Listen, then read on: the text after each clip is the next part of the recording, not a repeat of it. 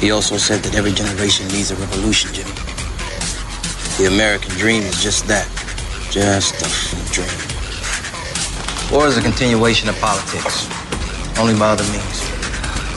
Politics is a continuation of economics by other means. This is our bank. This is our war.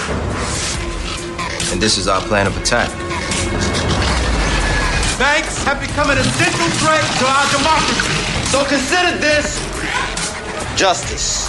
Thank you for listening to Revolution Radio at freedomslips.com, the #1 listener-supported radio station on the internet.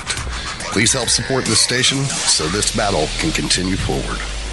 Revolution Radio!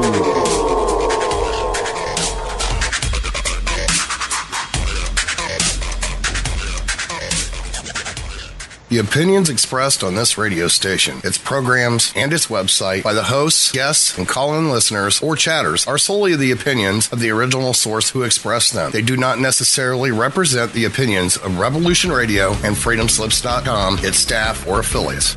You're listening to Revolution Radio, freedomslips.com, 100% listener-supported radio, and now we return you to your host.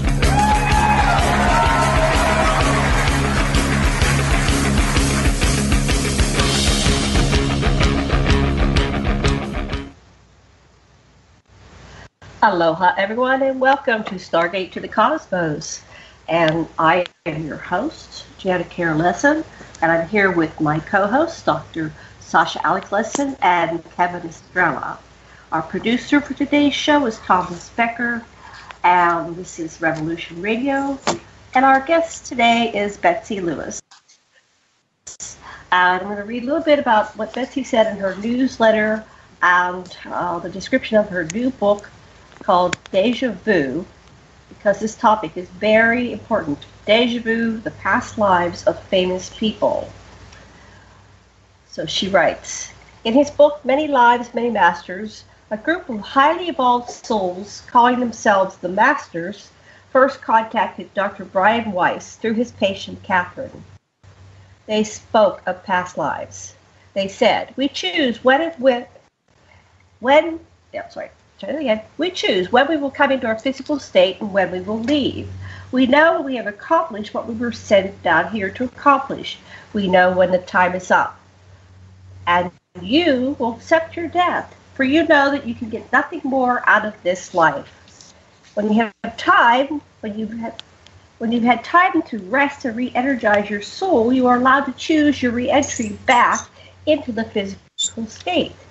Those people who hesitate, who are not sure their return here, they might lose their chance that was given them, a chance to fulfill what they must when they're in the physical state. So Betsey Lewis, our guest, says, I have reread these words by the Masters many times and thought about the current state of our world.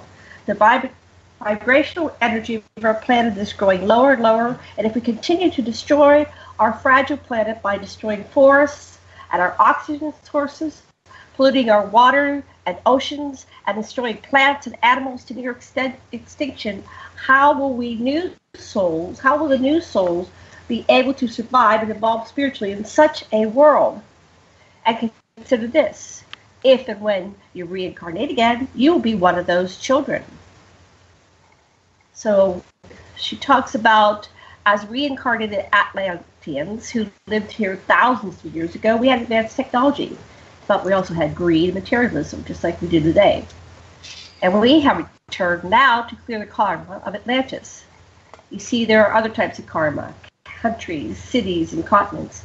We now have a comfortable, spoiled existence, and it's easy to sit back and do nothing and think others will make the changes for us. But we can't. The clock is ticking. And even if some of the earth changes are part of a natural cycle, we still have to make an effort to undo the harm we have caused Earth, or we will not have the physical bodies to be reborn in. And it's true, we can still grow on the spiritual side once we've died, but the greater growth is in this physical body. So speak up and let your voices be heard by writing to Congress, your leaders, even President Trump, and urge him to start honoring the Earth and cleaning up the mess. It's not too late, and we can make a difference. about the book Deja Vu. Do you recall walking along the ancient golden sands of some forgotten time? This eerie feeling is known as deja vu, defined as a current situation experienced that feels like it has already been experienced in the past. Deja vu is the instant feeling of familiarity. It can be a stranger who seems like a beloved old friend. It could be the time you visited an ancient city and sensed this was home. And if you are like me, you have experienced deja vu throughout your lives. So in the book Deja Vu, Betsey's going to talk about the past lives of famous people like His Holiness the Dalai Lama, Thomas Edison, Mark Twain, Jack London, Benjamin Franklin, Seti, Henry Ford, General George S. Patton, Napoleon Bonaparte, William Peter Blatty, Edgar Casey, Shirley MacLaine. Are you not on, hon? No. Okay. Maybe the show's at 4:30, not 4. No, it's 4. Well. I'll tell Mad. I'm on live. I'll tell Mad to call you. Mad, go ahead and call Sasha again. He's not on. Sorry about that. Anyway, we're going to go through this book, and Mad Painter's going to try to get Dr. Sasha Lessin on. So, welcome to the show, Betsey. Let me do a little voice check with Kevin. Kevin, are you on? Kevin Estrella. I sure am. Oh, good. I didn't realize that Sasha wasn't there. We're getting him on now. So, how are you today, Kevin? You're up there. I'm doing really well. Oh, I'm good. doing really well. Good. Yeah. I'm talking, and I thought Sasha was there. He's not there yet, but I think he's there now. Sasha, voice check. Are you there? Okay. I don't know what's going on. I might have to go check. It's showing him here. I called him 4 times. He probably has it plugged in the wrong thing there. Okay. Betsey, we did this last week. Are you there? Sasha, are you there? Yeah, I'm here. Okay, I am. Can you hear me? Oh, good. We couldn't hear you. We heard nothing coming from you. So good. How you doing? Was yelling. Okay back there? I was yelling all the way into the United States, and I couldn't hear me. Huh? Ha. Anyway, you missed the intro, so go on to the page. I have a page, everybody, on aquarianradio.com. I've got the bio for Betsey and the intro. Okay, and the Mad Painter, you're there. Okay, the troops are all here. I'm here. So, Betsey Lewis, welcome to our show. I usually have you every year, and I realized I missed you in 2017. So don't let me do that again. Okay. Well, great to be back, Janet and Sasha. Good to talk to you. It has been a long time. I didn't realize it was 2017 when we last talked, but wow. No, it was actually, I think, 2016. You're right. I'm missing a show. 2016, yeah. That's right. Yeah, I didn't realize that. And we have a new co-host, Kevin Estrella, so he's going to be joining in this very important topic. So this is an incredible book. How did you do this? How did you get all these stories of these famous people? And then, of course, the last part is that there's a Los Angeles actress who recalled her past life as Jean Harlow. So we're going to talk about all these things. Oh, my gosh. Yes. About the connection with the Kennedys. So good. Let's take it one step at a time. Go ahead. Okay. Well, I became interested in reincarnation when my mother let me know that she remembered a past life in China. And I was quite young then, but she recalled it so clearly. She remembered helping to build the Great Wall of China. And she actually remembered being buried inside the Great Wall. And at the time, no one knew that. This is back in the 60s.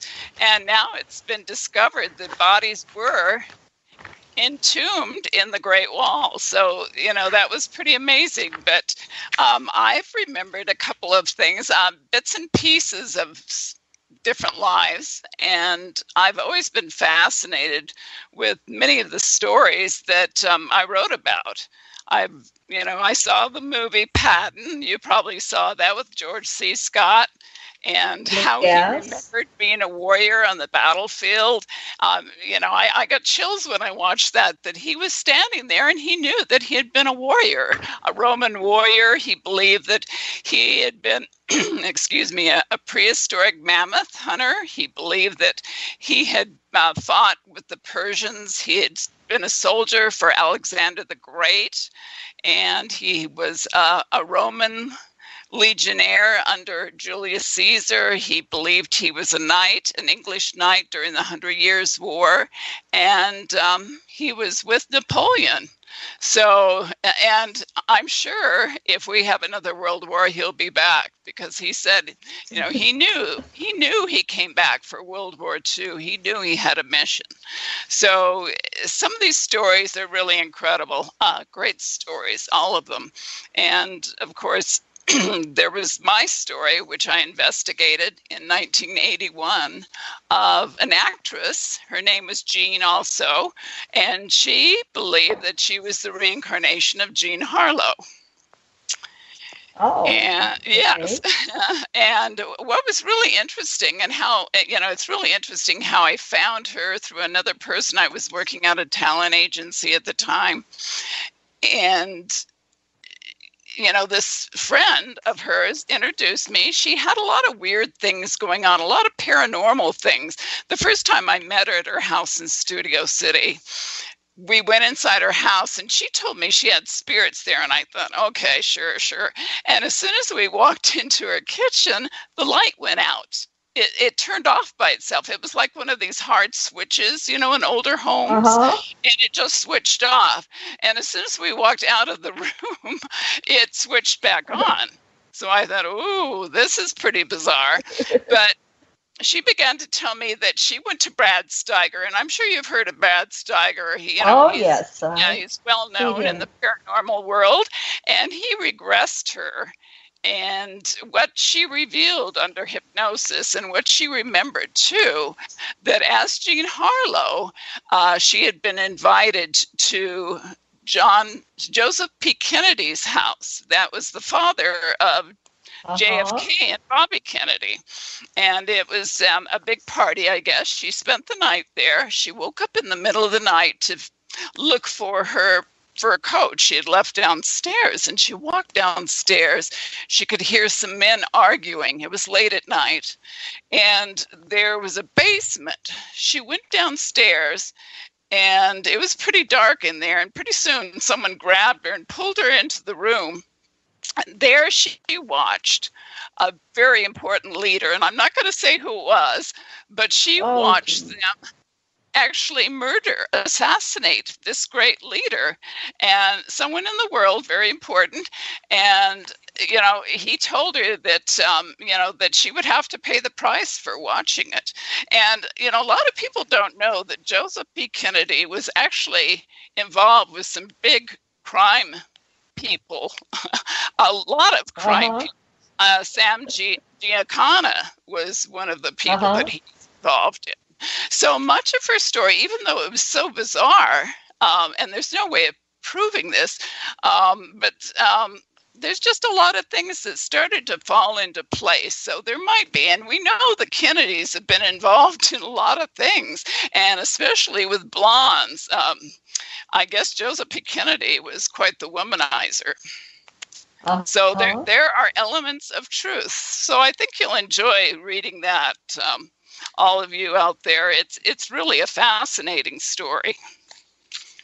Yeah, the Kennedys have been associated with a lot of bizarre things. I had a girlfriend when I was living in State College, and she had been regressed, and we would hypnotize each other. We kept going into all these past lives. We would do it for days on end, whenever we had time, we'd go through this hypnosis. And but she already knew. It's going to sound weird, but she believed firmly she was Marilyn Monroe. And when I met her, she acted like her. And she was 10 years younger than me, so she was born in 1964. And I looked at her, and she said to me, when I first met her, she goes, "Do you believe in reincarnation?" And then I went, "Yes." And then I started saying, I don't know why, it just came out of me. I said, "So, were you murdered or did you suicide? And then she started to tell me the story. Like I didn't say who she was. I just knew as soon as she said, "You believe in reincarnation," and she swore up and down that Ted did it. Ted was the one. He put a pillow over her and smothered her, and then she was out of her body. And she described everything, what had happened, and she was out of her body. And even where she went after she died, she said, "You're the UFO person. You won't believe this, but I found myself on a spaceship after I died." So anyway, I can't find her anymore. Now I'm doing all these radio shows. That was, in the that's early interesting. 90s. Well, this person, her name was Jean. She went by the last name of Lawrence, and that wasn't her true name. That was the stage name that she was using. She never became a famous actress, and afterwards she vanished. I ran into a friend years later that said that he saw her on a flight, I think from LA to New York, and she claimed she had cancer, and I don't know if that's true. And the other friend that had originally introduced me to her claimed that they lost contact and she had no idea what happened to her, so she just vanished.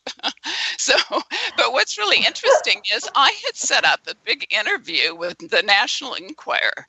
This was going to go nationwide, and she was all set to do it. They wanted their show, their story to get out there. They even wanted to make a movie out of it, and thought because my step-uncle was William Peter Blatty that wrote The Exorcist, that they were going to get this story made into a big movie. And of course he couldn't help them. He was in Hungary at the time working on another movie, and he wasn't going to get involved. But so at the last minute, she decided she didn't want to do the story. I mean, she just totally said, that's it. I'm not going to do it. And I don't know why. It would have been her big chance to reveal everything. But she also remembered about Paul Byrne, who was her abusive husband. He was 25 years older than she was, and he was an executive at MGM, and he was really abusive.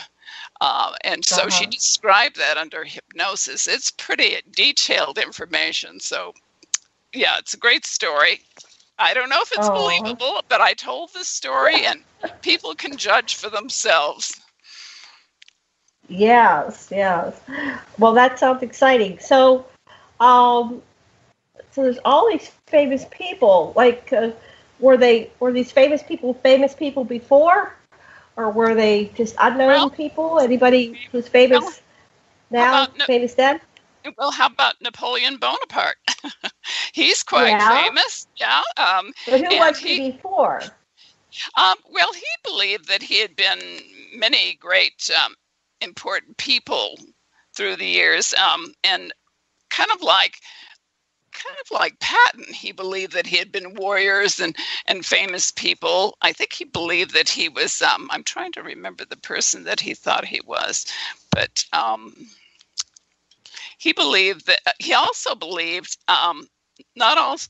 he believed in reincarnation, but he was fascinated with Egypt. And in 1798, he went to Egypt, and he actually spent the night inside the Great Pyramid, which is interesting. And something very strange happened to him that night. And I guess the next morning he emerged, and his soldiers thought, he looked pretty white. He looked pretty scared, like he'd seen a ghost.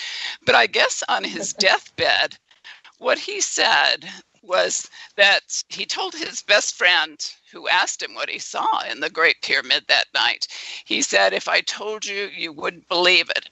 And some people think that what he saw there was actually a vision of the future, his future, and he didn't want to reveal that. So there was something so incredible that he just didn't want to reveal it. So I think that's a great story. He took it with him to his grave. He did. Wow.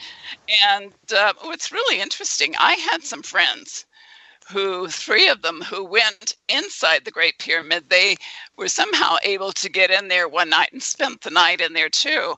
And what's really strange is that they encountered these orbs, these spheres. The first group, as they were going into the king's chamber, were these glowing red orbs that stopped them in their tracks. And they said several prayers. They believed that, if they let these orbs, know that they were there and not to harm anything, they could pass. And sure enough, the orbs turned into huge blue orbs. And one of them appeared at the king's doorway and then morphed into a very tall, faceless human. But they felt that the red orbs were like guard dogs and protecting the Great Pyramid, the king's chamber. And other people have had incredible experiences. So there's something to that with these pyramids, that they have incredible power. And of course, a lot of people believe that the Great Pyramid could have been some kind of energy vortex, or could have been some kind of time machine. You believe that too? Yes. I have had a lot of personal experiences with pyramids. My band's name is Pyramids on Mars. Well, there are those on Mars too. Absolutely. Yeah. What happened for you? What kind of experiences did you have with pyramids, Kevin? Oh, geez. Oh, God. Just a brief one. The brief one. A guy, Campbell Foster, who I interviewed on my show, he built this thing called he calls it the Spirit Machine, but it's his company is a Pyramidion.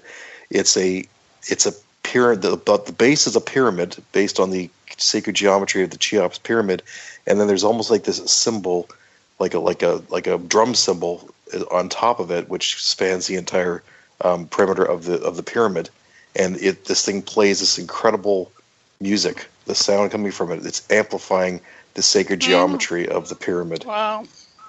It sounds like an old analog keyboard, like a Moog synthesizer from the 70s. This thing is what it sounds like. It's completely natural. Yeah.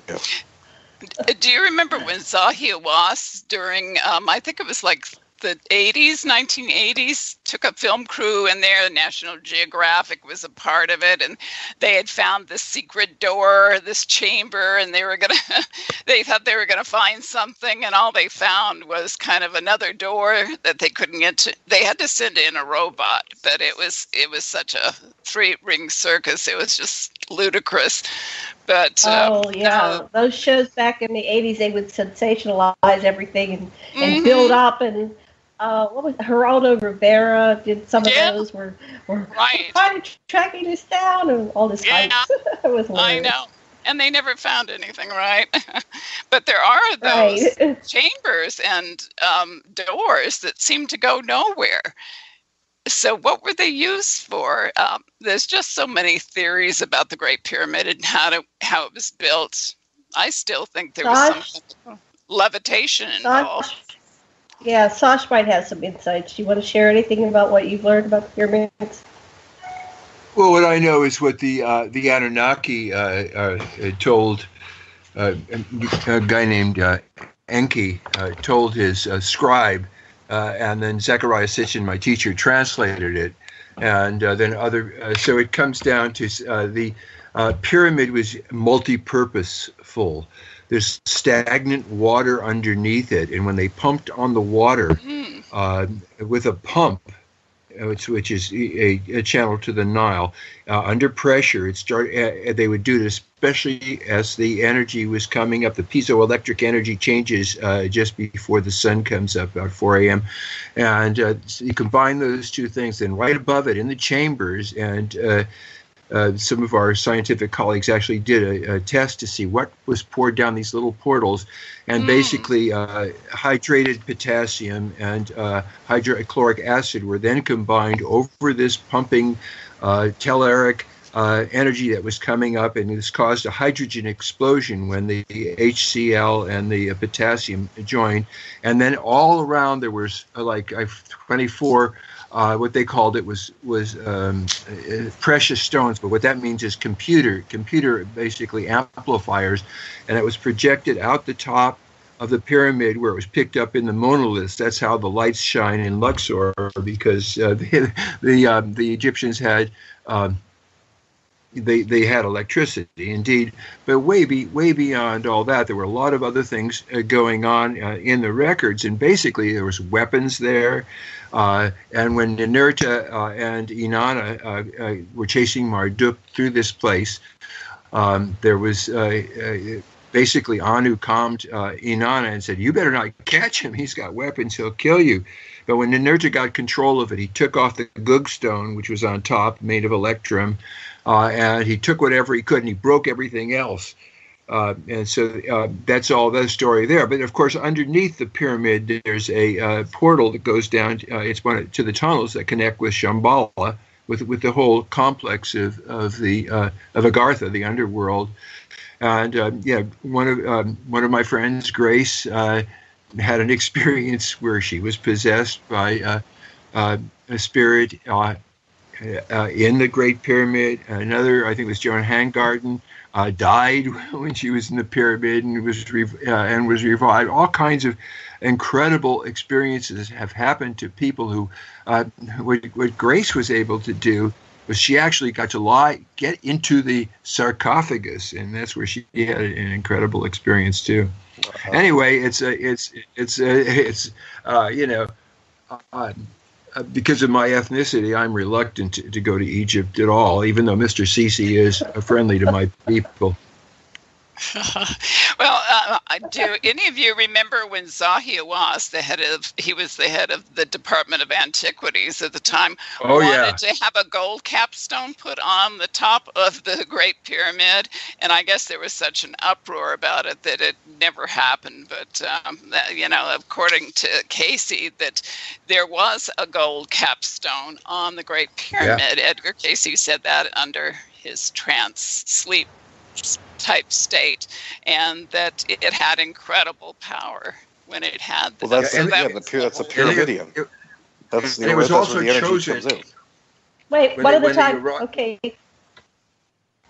go ahead, and then I'll let Kevin. The purpose of the electrum or the gold on top is you could see it all the way from flying over Europe. It was so far, and what after the spaceport was wiped out in Noah's flood of 13,000 or so BCE, they built an alternate spaceport in the Sinai, and the pyramids were the marker where you're supposed to turn in order to land on the great big runway in Sinai. This according to the Sumerians. Of course, I wasn't there, so I don't know.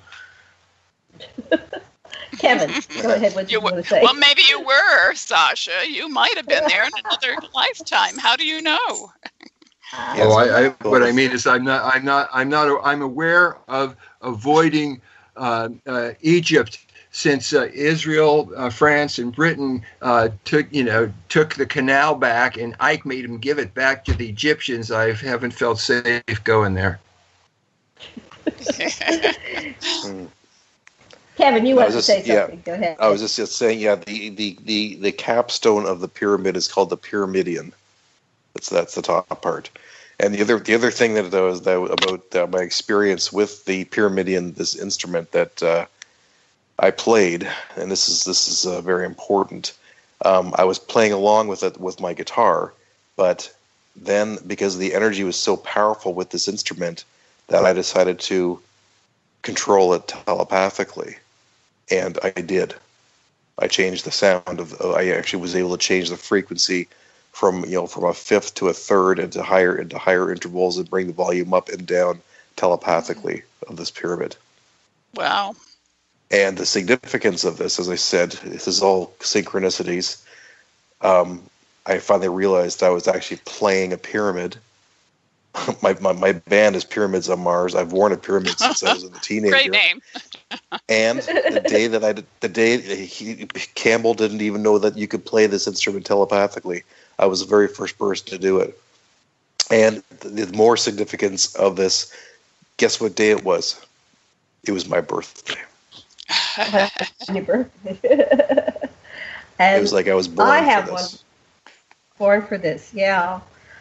And I just remember Sodom and I remember a past life involving the area. It wasn't the pyramid, but it was the Sphinx. And Sodom and Gomorrah was blowing up, and we were warned, and so we ran to the right paw of the Sphinx, which somehow we had access to. And as we were going down towards what they were calling the halls of Amenti, we encountered like a barrier, but it put us into our molecular form. So suddenly we were in our molecular form. We weren't dead, we weren't alive, we were just, into our, like Osiris, we were dissolved into our molecular form. But we were able to, somehow we knew how to, regather our form and then reconstitute ourselves as solid humanoid beings. So I wasn't quite a human, I was a humanoid. But that was a clear memory. My past life memories are not always human. So I just want to warn you. I have a lot of human ones, but I have. Nope, I am not. I remember being in the ocean, like some kind of aquatic being. I remember flying. I remember all these different things. But these were sentient beings. They were conscious. They were intelligent, but not always human. So, wow, it's a fascinating subject. It is. Okay. We're going to kind of go round robin here, so I'll start with a question, and then we'll have everybody ask you questions and ask each other questions. But just to say, I have a lot of past life memories, and I have many as a human being. I have, when I was very, very young, I'd say under 3, I kept dreaming about falling to my death, and I was, I call it the storming of the Bastille incarnation. I was male. I was running from some troops. I went into what I believe was the Bastille. I ran to the top level. I was trapped. There were guards around me, and there was a character I called Nemesis, and he was coming up with me to sword fight me or whatever we were doing. And I was very athletic, so I leapt up onto the banister, and I was kind of dancing around. I couldn't kill him. I just didn't have it in me to kill him. But he was floppy, and there was a dozen times I could have killed him. So I went, well, I'm going to wear out here, and they're going to just capture me, and then they'll torture me. So I decided to leap towards this tapestry and try to, escape that way. But as I was going down, I decided I don't want to hit the ground. That'll hurt. So I left, and as I left my form, I encountered 2 of my friends. One was my beloved female, and my best friend male. And we all started laughing because we had all been killed by these troops, and we said, "Wow, that was an incredible life." It was like, what a wild ride! I can't believe what we just did. So we laughed and went on the other side. And I kept having that dream from age about 2 or 3 till I was in my 20s before I stopped having it. And then when I was in my 40s, I met the man who was my best friend. And then the rest of the story emerged from my subconscious. So I've had some powerful experiences. I can't prove any of it, but I've been hypnosed and regressed to many, many different incarnations. It's fascinating stuff. I just have proof of one past life, and that's it. Well, I mean, at least one that I'm consciously aware of, which was quite interesting. I think we spoke with this Elizabeth April when we interviewed her. Okay, go ahead, new audience. Yes. So she's the one who discovered for me. She told me that I had a past life in ancient Egypt, yet I was not human. I was a reptilian general, and I had a lot of important things that I was doing back then. And I ended up working with the Galactic Federation, and I was actually one of the ones responsible for putting the reptilians back underground. But I didn't really believe the story until I was speaking to a friend of mine who channels with a tall white. Her name's Dee Dee, and I asked Dee Dee if this was true, and her response to me was, "Yes, it's true. Yet I'm not authorized to talk about it because it involves someone else." And I'm like, and that was her answer. So it was verified. Yeah. And Sasha, do you have any past lives you remembered? Oh, sure. I am a certified past life therapist. I studied with Roger Wilger, the guy that wrote Other Lives, Other Selves, and so I've done this an awful lot. But the one that was most dramatic for me is I was living in a shuttle and it's a little shanty town that my ancestors lived in what's now Belarus. And I was really upset with the other people in the village. I was a young guy because I thought the Russians were fun. I liked the way they danced. I thought we should be friends with them because they lived right, nearby. They're, it's poor people like us too.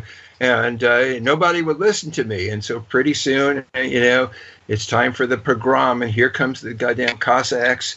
But I knew it was going to happen, so I took my wife and daughter, and we were escaping over the mountains. I could hear people being hassled and killed and taken away. The Cossacks around this time actually stole all the 10-year-old children to make them imperial guards. Anyway, I'm crossing the mountain, and this great big bear came out, and it was just me and my wife and my kid, and I knew I didn't have a chance. We didn't have a chance against this bear, but I took 2 staves and told them to keep going, and it was an altruistic suicide.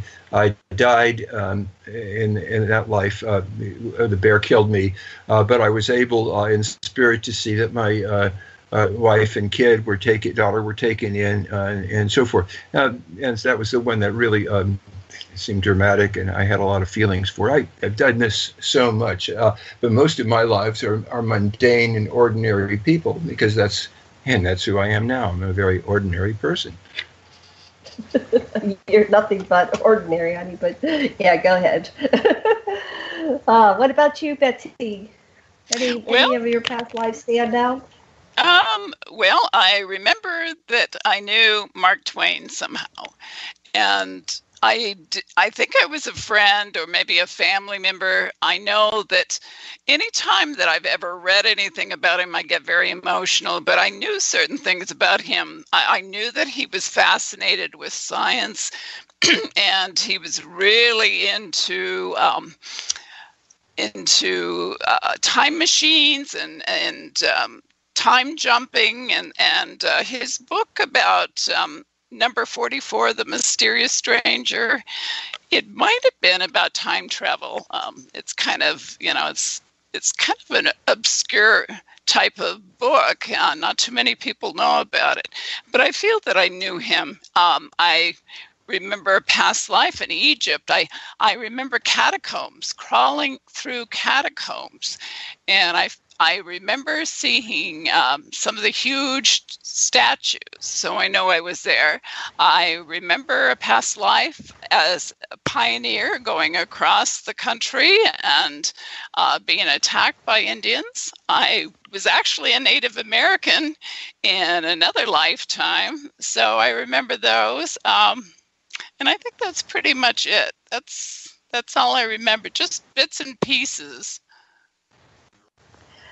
Yeah, it's interesting. You'll find yourself drawn to something like reading Mark Twain or a certain period in time. I remember I was watching the back in the 70s. There was the 6 Wives of Henry VIII. It was a PBS series, and I just started bawling when they came to the 5th wife. And it was like it was personal, and I was like shocked. I go, what? Why am I so, emotionally?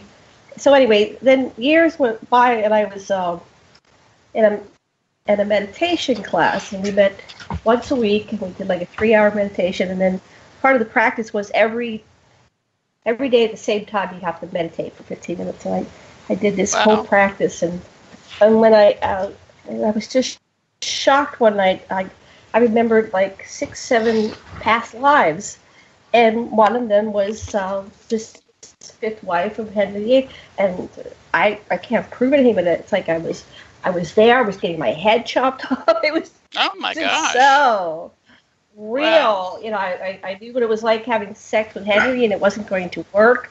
He was sterile, or he couldn't get it up. So I took a lover, which was his bastard son, and I rationalized. I said, well, at least if I get pregnant, he won't kill me, and this will be his bloodline. It's of the royal blood.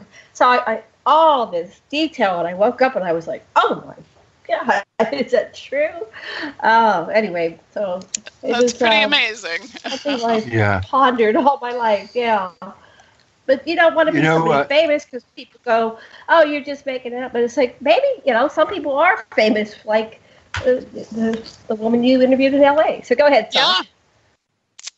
Oh, I find it interesting. We could even do it now, and the radio audience could do it too. If you think about your spirit going around and around the globe, and see if there's any place that you feel attracted to or repelled by.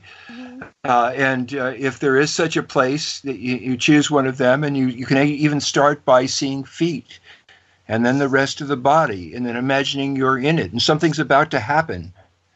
Actually, and you can, at a critical incident, that somehow has given you a script that's still affecting you.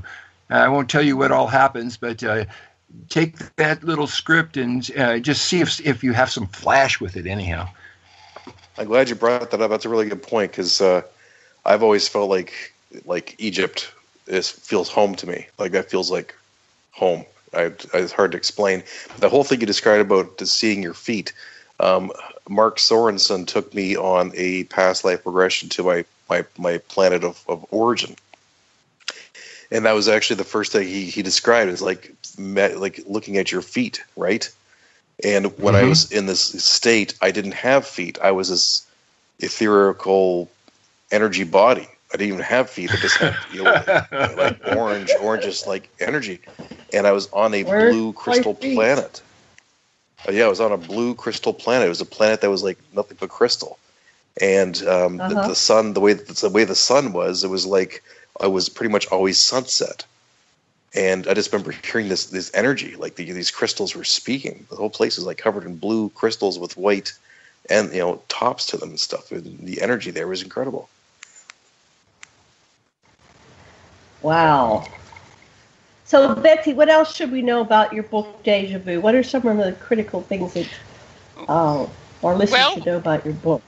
One of the most incredible stories of reincarnation was about Dorothy Eady, who became known as Om Seti. She later became an Egyptologist, but what's really interesting about her is she recalled a past life in ancient Egypt 3,000 years ago when she was a high priestess, and she fell in love with Seti the First, and he was the pharaoh from the 19th dynasty and father of Ramesses the Great. And what's really strange is she was born in England in 1904, and she recalled that this is before she recalled everything, but she had a near-death experience. She fell down a flight of stairs, and she was pronounced dead by the family physician. She wasn't moving, she wasn't breathing, and her parents were just beside themselves. They were devastated, and within hours, she came alive again. But she wasn't the same person. She was totally different. And she started telling them that they weren't her parents. She said that wasn't her home in England. And the first time she saw photographs of Egypt, her father brought home a book. I think it was like encyclopedia. She saw the photos and she just went crazy. And then the next time, her parents took her to the Museum of Antiquities in London. She saw some of the Egyptian exhibits, and she saw the actual mummy of Seti, and she ran to it, and she hugged the bottom of it, and they tried to get her away from it. She refused to go. She was screaming and crying and, "Don't take me away." And eventually, as she got older, she did move to Cairo. She married an Egyptian man. She had a child, but she gave up the child to her husband. She got a divorce. And what's really strange is that Seti began visiting her, his astral form. And the first time she saw him was when she was around 14, 15, and he appeared as he did when he died as a mummy, and it scared her. But slowly he was able to manifest into what he actually looked like. And he began telling her incredible stories. And they actually had this love affair again. I guess when she was a high priestess, she fell in love with him, and they had an affair, which was a big no-no for a priestess. They were supposed to stay virgins. And she committed suicide. So she was not able to reincarnate for 3,000 years because of what she did. And he searched the whole universe looking for her until he found her. And what a love story, right? 3,000-year-old love story. And so when she started studying about all kinds of things about Egypt, she started learning the hieroglyphs. She could read them, and she worked for the Department of Antiquities. And what's really strange is that at night, sometimes people would see this dark figure standing over her, and that was SETI. He would come and visit her, and she learned how to astral project. She could actually go with him different places. And when she she started working in Abydos, and that's where the great temple was that SETI built, and the Osirian temple, which is very sacred. And there was just incredible things. She told Egyptologists that she kept saying, well, where are the gardens here? There were beautiful, beautiful gardens. And they said, well, there's no gardens. There was never any gardens here. And she said, yes, there was trees, there was plants, there was flowers. And I guess years later, they dug up some of the area in there, and they discovered roots of trees. But what's amazing about her is she knew Egyptian magic, and a lot of the villagers at the time were really frightened of her. They respected her, but she had this healing ability. And she also found that the Assyrian water, which is so sacred at the time, was healing. I guess it would sparkle at the time, and many people went there. She had certain ailments that actually healed her, and people that were sick would go there. But I guess the waters have become so muddied and polluted through the years that it's no longer like that. But here's what the real kicker. I love this story. SETI said that he was able to go outside, astral project to other places in the universe. And he went to this place. He said it was so frightening and so terrifying that he said there was this great civilization there. He saw this sparkling type of particles in this great big beautiful city. And there were all kinds of flying machines. There were people, but they were all dead. They were all dead. He said they wore tunics. They wore some kind of leggings. They were all bald. Nobody had hair. There was children. And everybody was just like they were frozen in time. They were all dead. And there's strange-looking animals. He said that some of the animals had plants in their mouths, which she said reminded her of the mammoths when they instantly died in Siberia with plants in their mouth.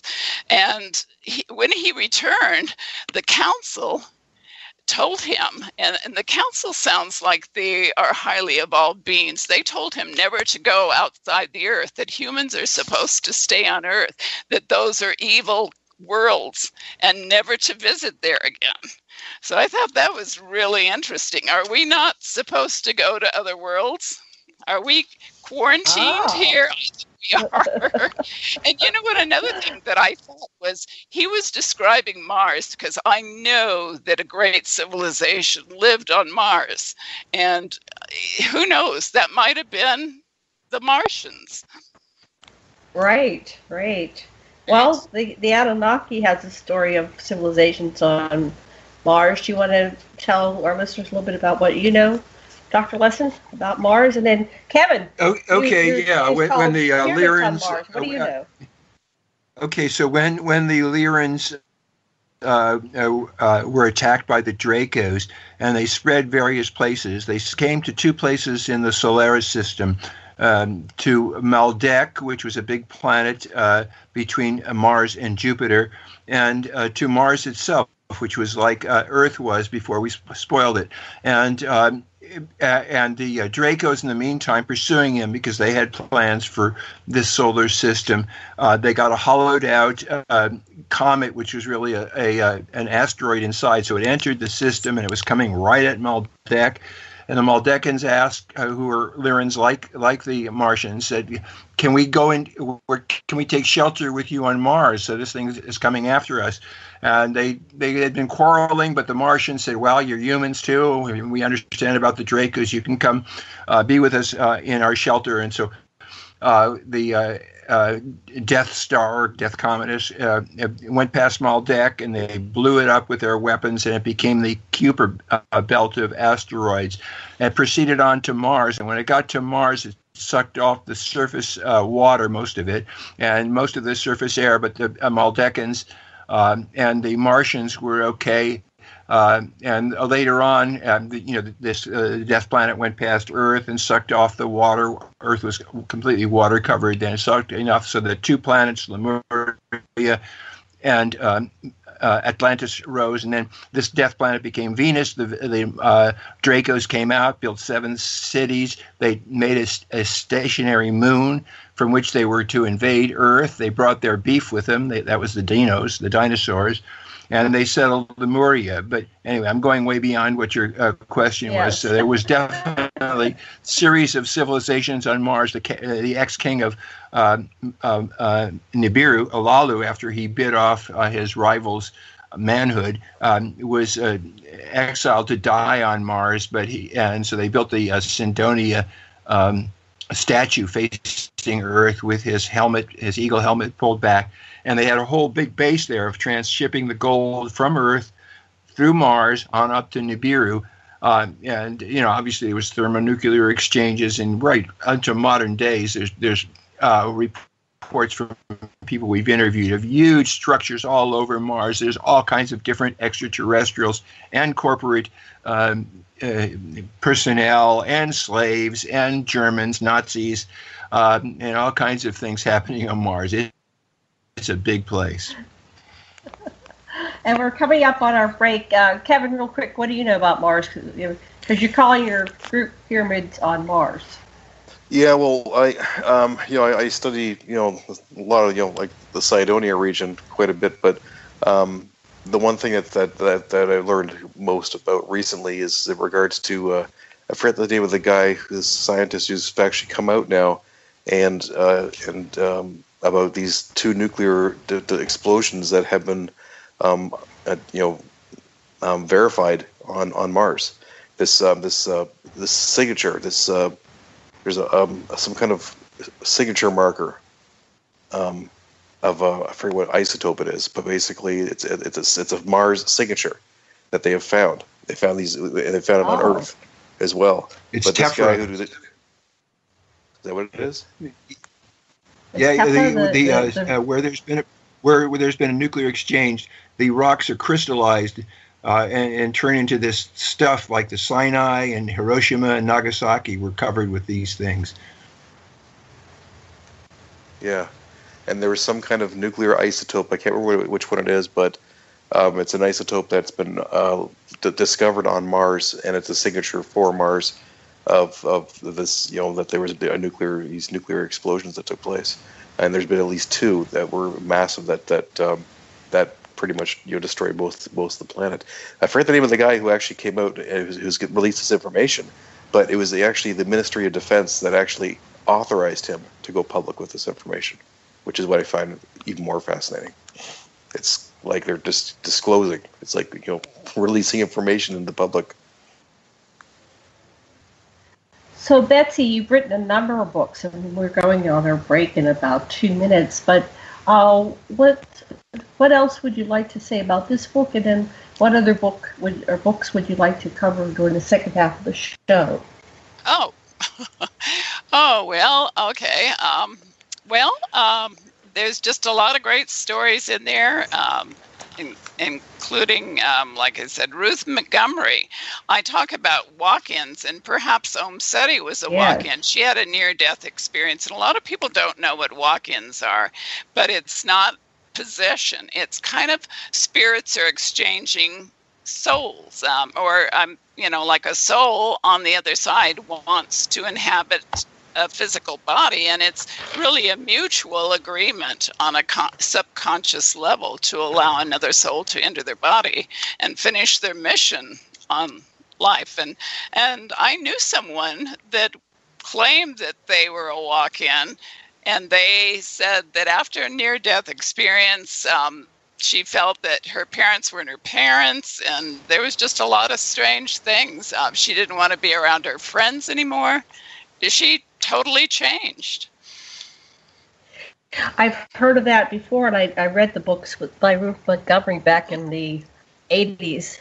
So we'll have to cover that when we come back, and then anything else that comes to mind. Okay, and, sounds great. You have so many books. How many books do you have now? Oh, I think there's about 11 of them now. About 11 books now.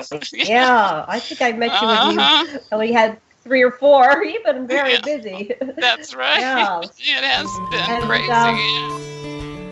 There's our cue. We're taking a commercial break. We'll be back in about 5 minutes. Thank you.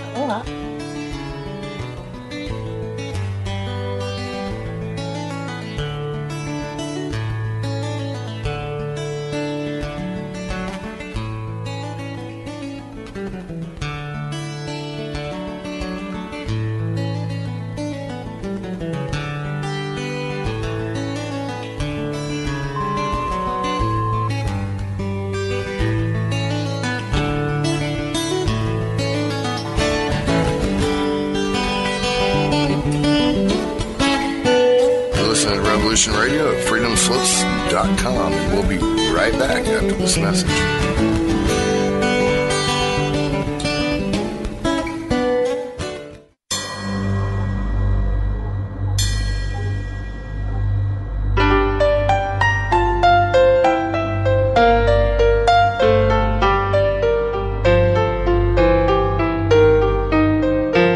Did you ever feel that things were not quite right? That everything was just ever so slightly askew? Do you have, to paraphrase Morpheus, a splinter in your mind? If you're interested in hearing the latest information about UFOs, the paranormal, ancient cultures and structures, monatomic elements, longevity, fantastic discoveries in science, downloaded to your brain, then tune into us. Hi, I'm Dave. And I'm Mackie. And we are Shiny Side Out, Sundays 2 to 4 a.m. Eastern. See you then. Revolution Radio, freedomslips.com. You don't need to expect us. We're already here. Join me weekdays for my new show, Tell Chris Joe. It's going to be a problem show brought to you live from Kensington. Thursdays, I'm dealing with hot topics, heated debate, what's new around the world, and ring-ins to discuss listeners' problems and offering considered and heartfelt solutions. So join me, Chris Hart, for Tell Chris Joe. Stop what you're doing, grab a cup of tea. I'm coming live from Kensington. Relax, let me entertain you with a coffee bar online. Listeners' very personal problems. So that's Thursdays, 2 p.m. in the afternoon, Revolution Radio, freedomslips.com. See you there. It's going to be lots of fun.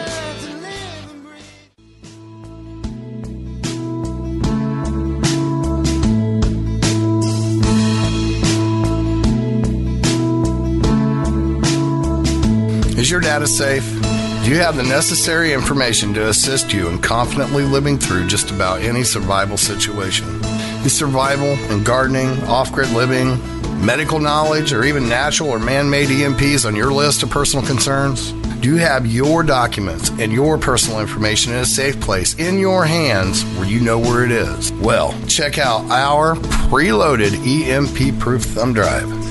Over 3 gigs of survival documents and how-tos, plus the USDA offline food preservation website, and much, much more, including a surprise bonus we just can't tell you about here. With plenty of room left over to store your most important documents. Imagine if a megavirus or a computer failure took out your bank, or all the banks for that matter. Are your banking records safe in your hands? So when they get things fixed and repaired, you can say, hey, look, this is what I had. You have it. I want it back. Is your personal data safe?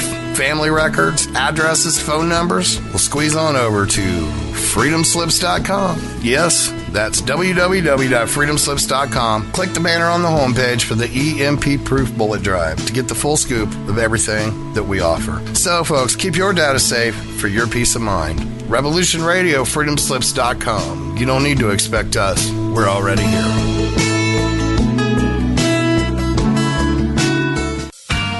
Looking for a nightcap to fill your listening needs?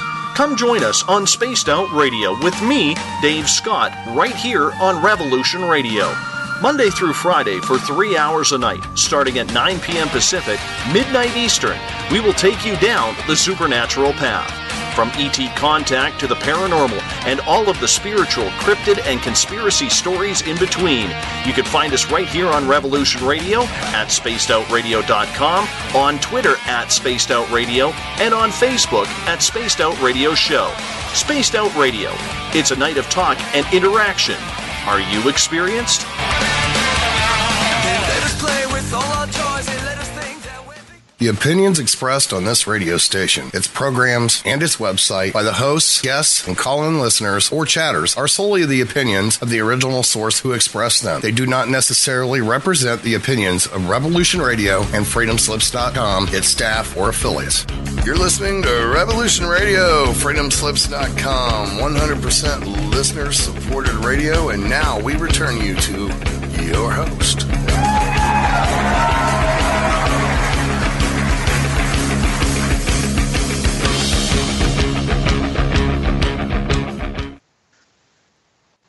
Aloha and welcome back to Stargate to the Cosmos on Revolution Radio. And I'm your host, Jenna Care Lessin, with Dr. Sasha Alex Lessin and Kevin Estrella, my co-host and producer, Thomas Becker, and my guest, Betsey Lewis. But before we get back to our show, I'd like to remind everybody to please go over and make a donation. Go to revolution.radio's button or freedomslips.com. There's a button to make your donation, and whatever you donate, we will greatly appreciate. Mad Painter, where are we in our goals for this month? We have 2139 and we need 2650. We're doing pretty good. We need about $80 to $100 a day to fill out the month, and I want to thank everybody who has already donated. Thank you. Yes, thank you. So we have another hour approximately, and we're going to go round table here. Let me start with Sasha. What do you hope to talk about in the next hour?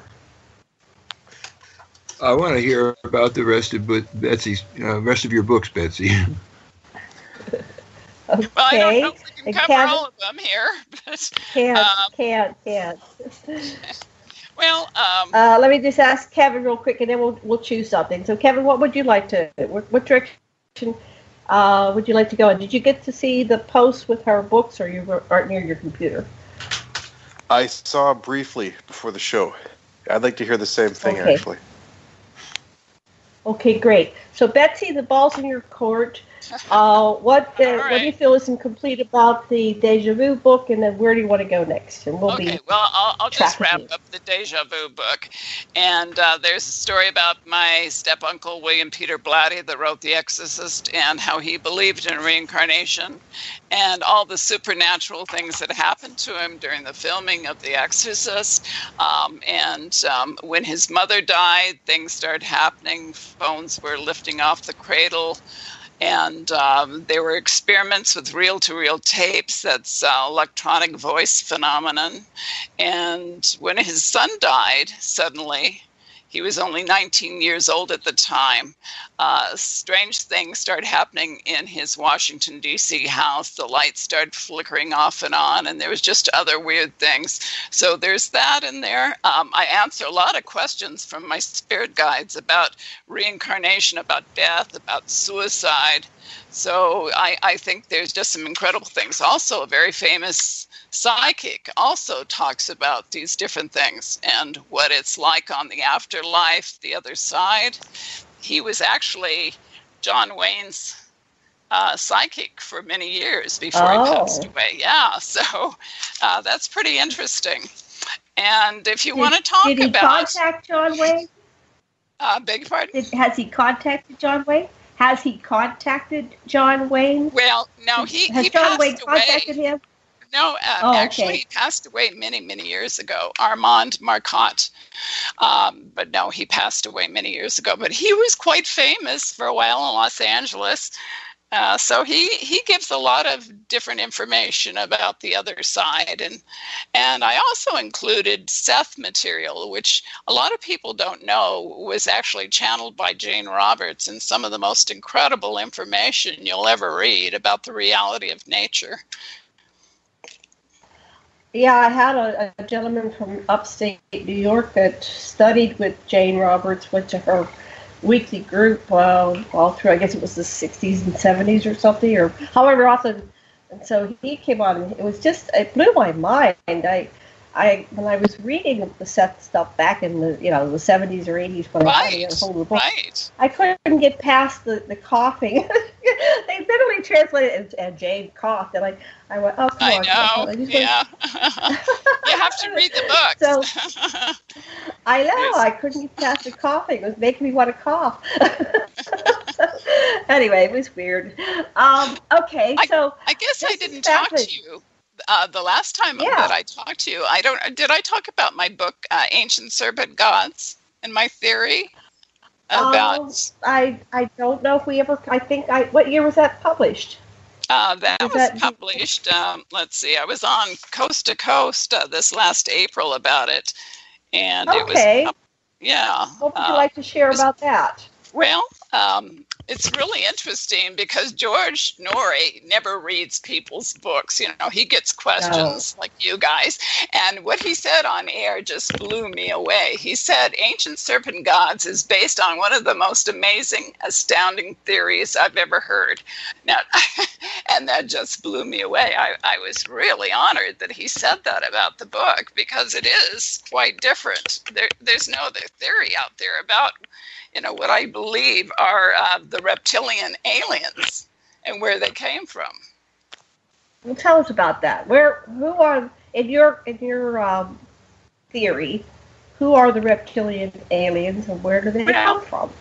Well, when you think about it, every civilization around the world worshipped serpents, right? No matter where you go, China, we know, Asia, there's serpent gods, Egypt, serpent gods, Native Americans, serpent gods, South America, serpent gods. But who were these serpent gods, the reptilians? Where did they come from? So, there's just so much evidence that actually reptilian dinosaurs may have evolved. I believe, my theory is, and I know someone else that has the same theory, that said that a certain species of dinosaur became so intelligent. Now, dinosaurs were intelligent anyway, but somehow they evolved.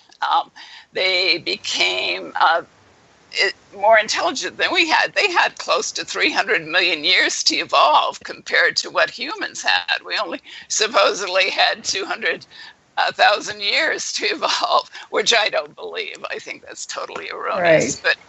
But what's really interesting is this dinosaur. I gave one kind of dinosaur the Troodon, which I believe might have actually been one of those that turned into the reptilians. And you know how many people have actually described reptilian beings, that they were abducted by these aliens?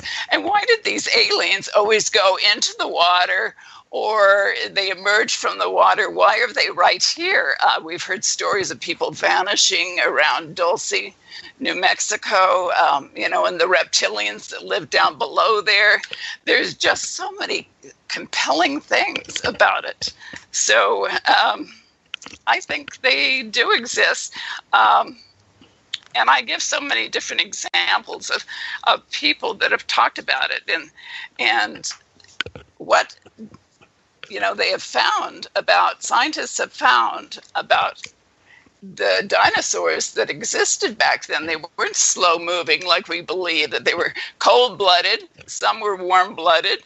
They were very intelligent, and they did move fast. So, when you think about it, maybe something 65 million years ago didn't destroy all the dinosaurs like we've been told. That maybe, like the Loch Ness Monster could be some kind of dinosaur that survived through the ages. I'm not saying that it's that old, but, the species somehow, continued on, but I think there's just a lot of evidence for it. And the people that have disappeared, in places in the Southwest, I think a lot of these aliens exist. And I think the little grays are actually their kind of workers or slaves, if you want to call that. Don't you think? I think the reptilians are the intelligent. This opens a lot for discussion for this second hour. And I know I can feel both Kevin and Sasha wanting to say things about the reptilian. But let me just say this. Did you ever wonder where they got the flea stacks in the land of the lost? They came up from underground, right? So what we have found, discovered in our research, which includes, all kinds of directions where information comes to us from experiencers, contactees, secret space program people, research into the, ancient aliens. Apparently there's a part of the reptilian culture which is older than the human culture, and they are underground. And they go underground because it ties in with the Anunnaki story. The cycle where Nibiru comes in and the surface is uninhabitable. So they've gone underground, they stay underground, and they're pissed. They come up and they go, wait, this was our planet. Now we got all these humans all over the place. So there's even an interview of one of the underground reptilians. It's on YouTube. I listened to it, and it's a very detailed, like 5 or 6 hour story about this reptilian that's describing, their culture and everything. So we have all these stories of underground cultures. Are you talking about Lacerda? Yeah, that's it. Yeah. Oh my God! Yeah. Amazing interview. It's an amazing interview. It really makes you think. It's like, whoa. The Lacerda interview, the female reptilian. Yes, it's incredible. Yeah, I'll have to listen to that one again. And then, of course, Admiral Byrd, when he went down. Of course. To the Antarctica. The Hollow Earth. That's in my book, too. Mm-hmm. Yeah, that's in my book. I personally had some interactions with a reptilian, or 2 or 3. And then, so I'm going to pass it. You want to go first, Kevin? What do you know about the reptilians here? Sure. Well, actually, this whole dinosaur thing. Yeah, what you were saying, Janet, is correct. I mean, the reptilians. There was a race of reptilians back in the dinosaur age that did evolve much faster and became the reptilian race that was here on Earth before humans. And that's why when our friend Misha Johnson was at that Milab military base and she was being escorted by a reptilian, and she asked him straight out, why are you here on Earth? And he just turned to her and said, "This is not your planet. This is our planet." Right. But there's a long history in regards to what happened with the reptilians and wars that broke out, and nuclear destruction, and the annihilation of the dinosaurs, and many reptilians that had to leave the Earth because the Earth was no longer a place to live, and they end up being relocated to other areas of the galaxy. It's a long, complicated history. It really is. Yes. Sasha, what would you like to add? Okay, well, from my perspective, the narrative is after the moon was put in place, the reptilians settled Lemuria, which was a really nice continent. It's Hawaii and is a mountaintop of this continent that is no longer there. But and they had 1 million years, and the dinosaurs were there that they brought with them were their beef, what they ate, and in the meantime, the Lyrans had organized the Federation, Galactic Federation, and they set the Atlans down on Atlantis, the other continent, and they also took the Maldecans, who had taken shelter in Mars, to the Gobi Desert. But in any case, they were trying to stop the Dracos, and the dinosaurs. They just shot them with their laser weapons, and the Dracos. Basically, there was this ongoing war for many hundreds of thousands of years. The Dracos went underground. The Atlanteans developed machines to tell where they were burrowing and what they were doing, and could kill them from the top. And finally, the Andromedans called a council called the Council of Hatona, where it was agreed that they would make proto beings that would be some kind of a combination and stop these incessant wars.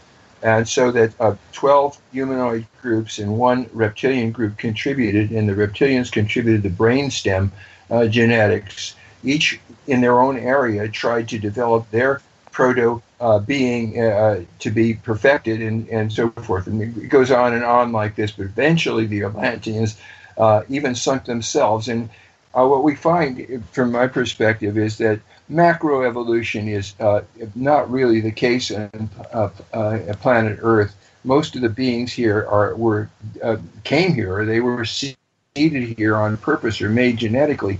And rather than, for me anyway, thinking about some reptile evolved into a highly developed being, these beings were here. And what they say about themselves, from the interviews we've got and the stuff we've read, is that the princess that is the head of the reptilians on Earth, is free of the Draco Empire.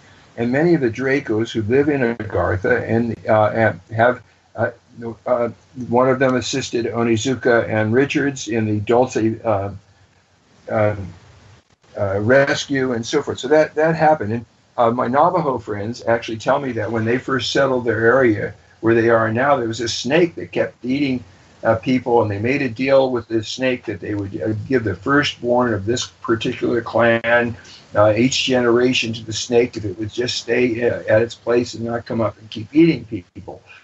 So we get stories like that. And then, of course, we have the story of Nancy Tremaine and others who have had loving relationships, ongoing relationships with reptilians. And so the idea of reptilian being some kind of an evil enemy is terribly mistaken. There's a variety of reptilian beings, and the ones that are in Agartha, like all the people in Agartha, are under the king of Bodland, and they're peaceful, and they want the planet to evolve too. That was the whole purpose of the Council of Hatona, from my limited perspective. And I have my own connection to the reptilians too. Okay, you go next, Kevin, then back to Betsy. Go ahead. Oh yeah, just saying I have my own connection to the reptilians too. I mean,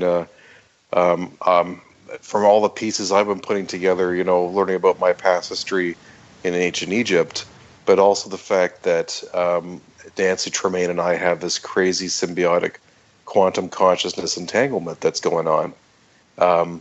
And I think it honestly has to do with the connection with Mr. the Reptilians.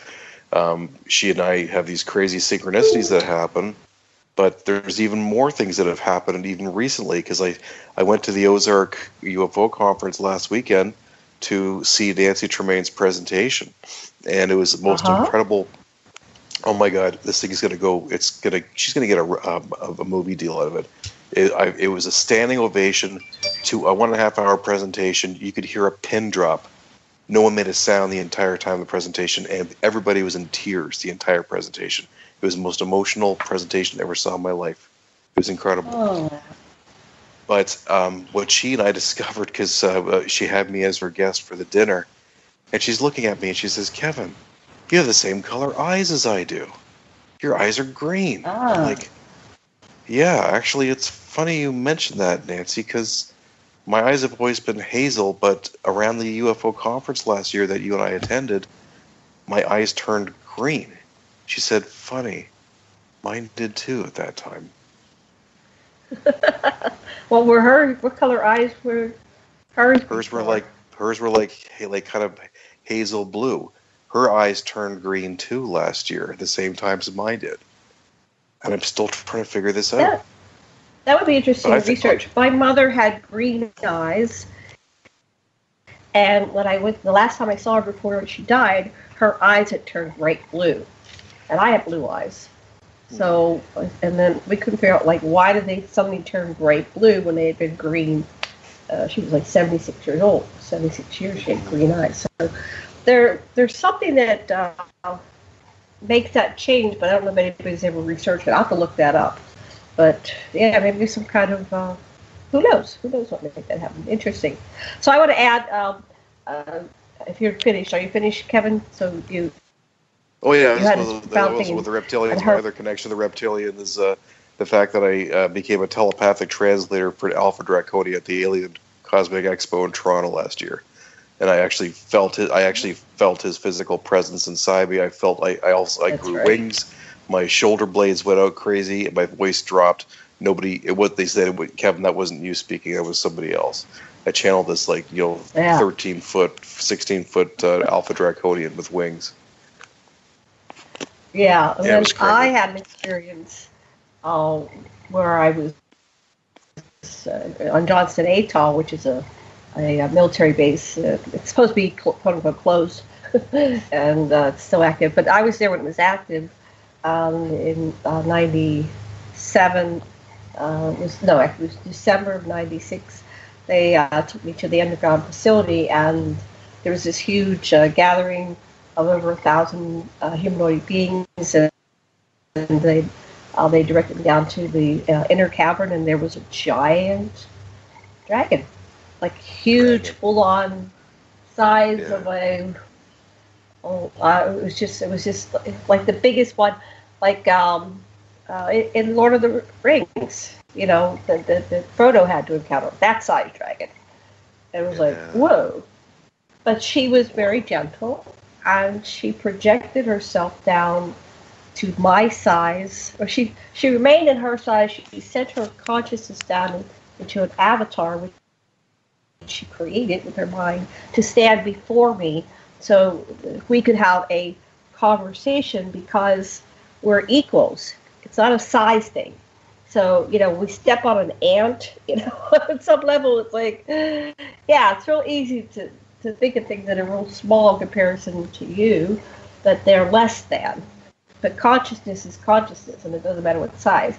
So to show respect for the consciousness within both of us, she made herself small so we could talk. And we were witnessed by over 1,000 beings, and it was all telepathic, so everybody knew everything. Wow. So, yeah. So our dinosaurs, good or bad, dragons, reptiles, I think it's very complicated, just like humans. We have all the variations on the theme. Back to you, Betsey. Let's see if anybody else has any more comments before we pass it back to Betsey. You need to judge the individual, not the the blanket. Yeah. Right. Yeah. Don't judge a reptilian by its face. Is that it? No, judge them by who they are. By the It's all a matter of scale. Very good. That's good, Sasha. Good one. I've got a great story to tell you, and it's a YouTube video it's probably been watched, I don't know, probably over 1 million times, but it's Lisa's story, hybrid story. And what's really interesting, she is French speaking and she speaks very little English. So Luigi, who told the story, she was at some convention at the time when he's telling her story, but she stands 6'3", has blonde hair and pale green eyes, and she's really different. But her story began in 1975, before her birth, when her mother was 8 months pregnant in Saint Jerome, Quebec. And one day her mom decided to rest for a while, feeling a little tired, and suddenly she felt paralyzed on her bed as 2 tiny gray aliens entered her bedroom. I guess they actually came through the wall. They spoke to her telepathically, and one said, "She's not ready yet," and the other one said, "She's ready." And Lisa's mom was frightened, of course, and told them to leave her alone, that her other children were there, and they vanished soon after. But 1 month later, Lisa's mom was at the hospital giving birth, and she had gone to her doctor for checkups, and everything looked normal until that day. She gave birth to a healthy boy, but within minutes, the nurse went screaming to the doctor and returned to the room and said, there was another baby on the way. There's a twin. And he says, "Oh, no, that's impossible. There's no way." And that's when Lisa was born.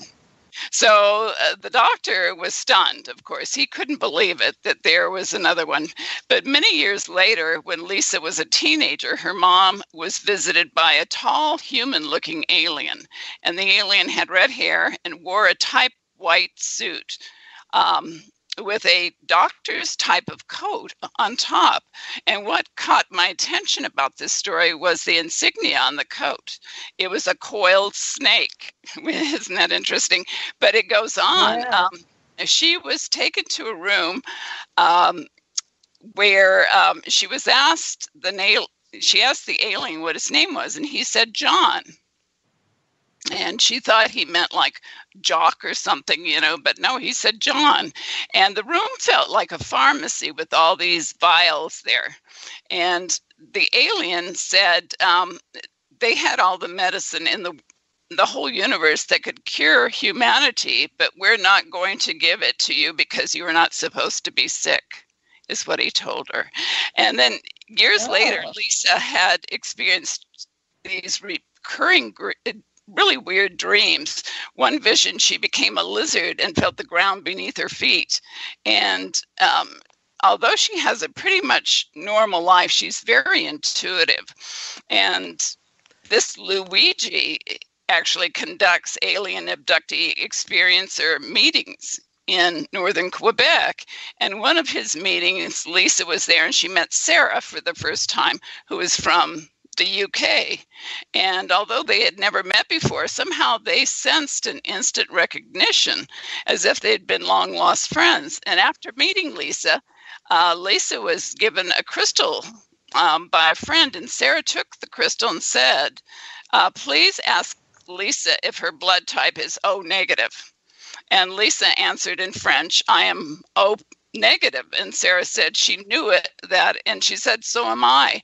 I guess all these people out there that are O negative are hybrids, part reptilian or whatever they are, but they have O negative blood, which is very unusual. It has some very strange things about I thought it was RH negative. Yeah, it is. RH negative? RH negative. Yeah, RH negative. And it's passed down through parents' genes, but you have a problem. If you get pregnant, if you have RHO negative, it can cause problems with the fetus. Sometimes there has to be a transfusion. So it's really a strange blood type. So is she a hybrid? She believes so. Yeah, I have O negative blood, but I've never had any children, so I didn't have to go through anything. But that's interesting to bring that up. Wow. Yeah.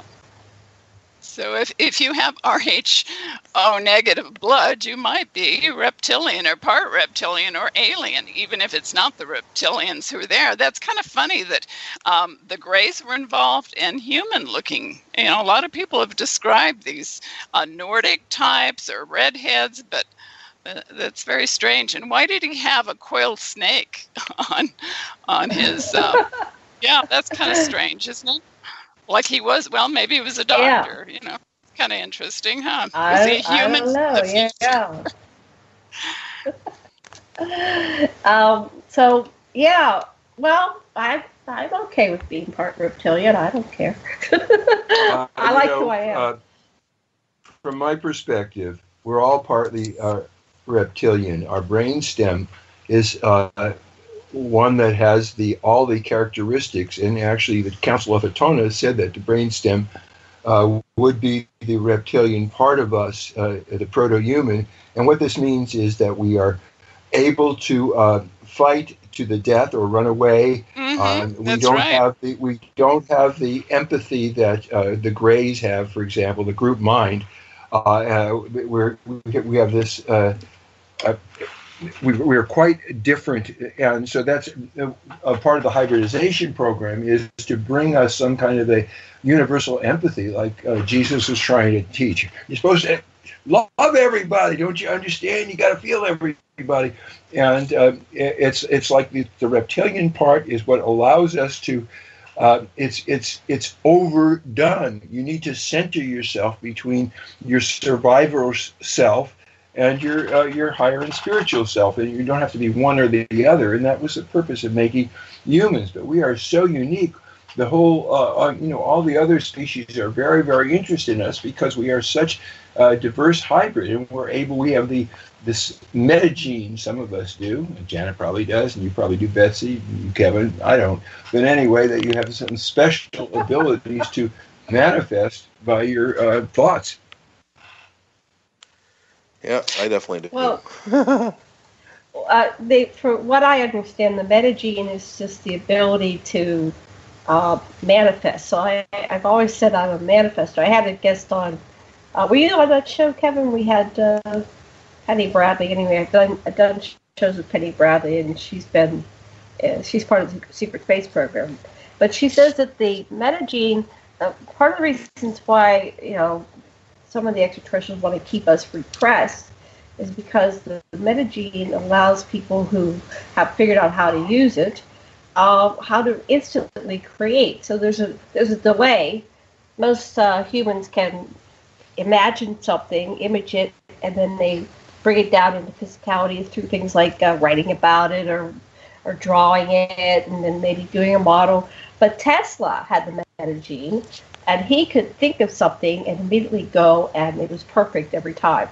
So that's what they're afraid of. If too many humans wake up to the realization they have this metagene and they start creating, there's nothing they can do about it to keep us into this matrix where we're controlled. So that's what I've learned about that. But can I jump in there for a minute? Yeah, your turn. Go ahead. Well, I started looking at the differences between humans and apes. The great apes supposedly we evolved from. And apes are not known to develop certain cancers. Humans are unique because we walk upright. And although apes walk on two legs for a short time, they are really, they only, they really don't want to. They're arm swingers in the trees. Gorillas live mainly on the ground, but can climb large trees. And it's interesting. We have 32 teeth like gorillas, but the ape jaw is rectangular and has large, prominent canine teeth. And the humans don't have a chin, and apes. Let's see, we do have a chin, and apes do not. And then humans have faces that are vertical in profile due to the large cranium and small jaws, and our noses are narrow and not huge like the apes. And there's just so many differences.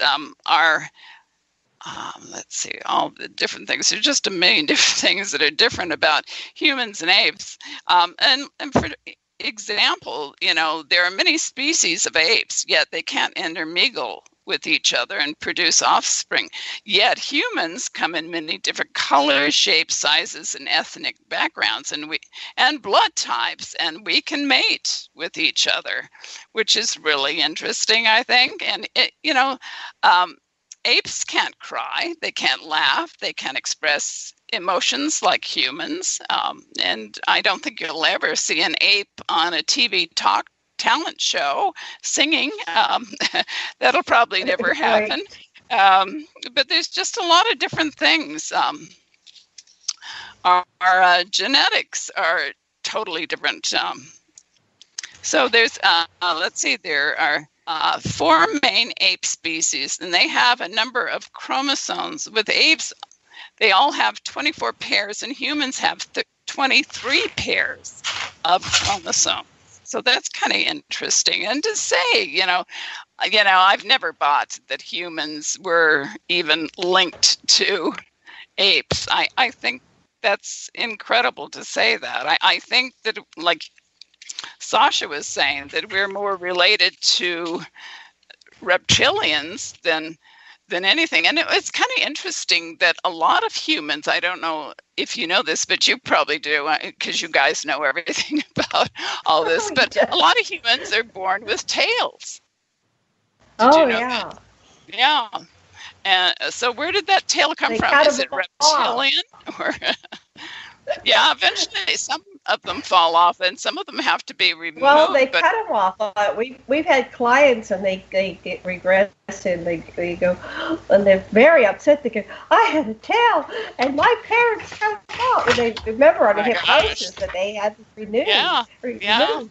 And they're upset. It's like, or I had 6 toes and 6 fingers, and they cut them off. And so there's a lot. And see, our doctors. We have people that are born that are, hermaphrodites, and they make decisions for these people when they're born. Is this going to be a boy or a girl? And they cut things off. They sew things up. Yeah, it's pretty horrible. Go ahead. Yeah. If I may.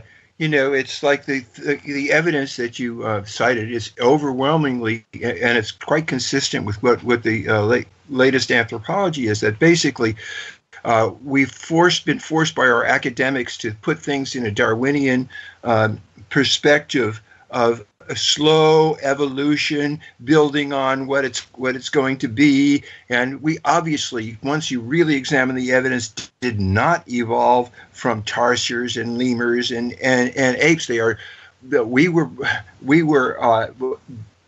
brought here and breeded on purpose by extraterrestrials, and the apes are totally different.